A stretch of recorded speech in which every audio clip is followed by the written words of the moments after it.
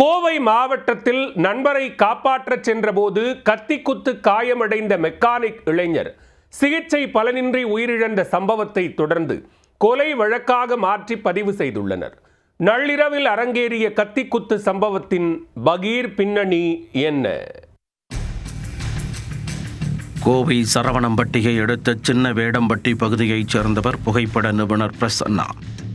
இவரது நண்பர் ஹேம்நாத் திருப்பூர் மாவட்டம் தானம்புதூரில் ஒர்க் ஷாப் நடத்தி வருகிறார். இந்த நிலையில் கடந்த 5ஆம் தேதி பிரசன்னாவும் ஹேம்நாத்தும் சவுந்தரராஜன் என்பவருடன் சேர்ந்து துடியலூர் அருகே மது அருந்தி உள்ளனர்.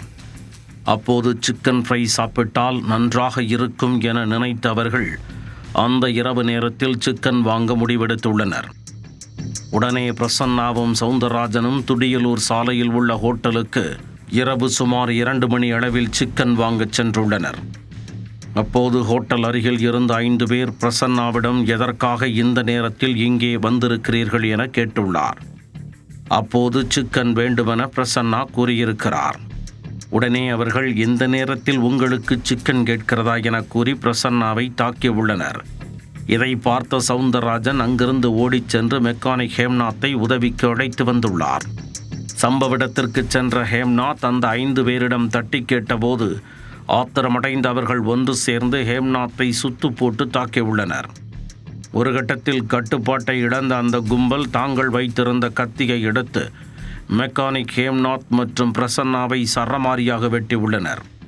இதில் இருவருக்கும் தலை, முகத்தாடை, கை, கால் என பல்வேறு பகுதிகளில் வெட்டுக்காயங்கள் ஏற்பட்டன. அவர்கள் இரத்த வெள்ளத்தில் சரிந்ததும் 5 பேரும் அங்கிருந்து தப்பியோடிவிட்டனர்.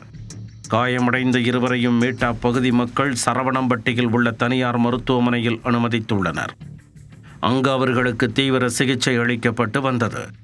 இந்த சம்பவம் குறித்து பிரசன்னா சரவணம்பட்டி காவல் நிலையத்தில் புகாரளித்ததன் பேரில் வழக்கு பதிவு செய்த போலீசார் தீவிர தேடுதல் வேட்டைக்கு பிறகு ஹரிபிரசாத், சந்திரகுமார், கிளிப்பிரவீன், செல்வம் ஆகிய 4 பேரை கைது செய்தனர். இந்த நிலையில் மருத்துவமனையில் சிகிச்சை பெற்று வந்த மெக்கானிக் ஹேம்நாத் சிகிச்சை பலனின்றி பரிதாபமாக உயிரிழந்தார். இதைத் தொடர்ந்து அடிதடி வழக்கை சரவணம்பட்டி போலீசார் கொலை வழக்காக மாற்றி பதிவு செய்துள்ளனர். நண்பரை காப்பாற்றச் சென்று மெக்கானிக் உயிரிழந்த சம்பவம் அப்பகுதியில் சோகத்தை ஏற்படுத்தியுள்ளது.